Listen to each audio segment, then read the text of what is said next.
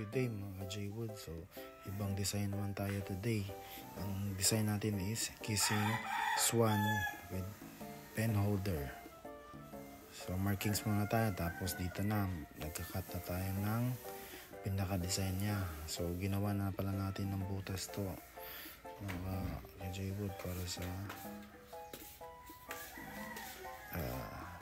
dowel pin niya para matibay. So ito medyo dami-dami ito mga J-Wood. Then final product na tayo, assemble na, may engrave na din tayo mga J-Wood, tapos varnish na rin, final varnish na, makintab na ito mga J-Wood. So ayan, sigurado matutuwa yung nag-order nito mga J-Wood. Sulit na sulit talaga. Thank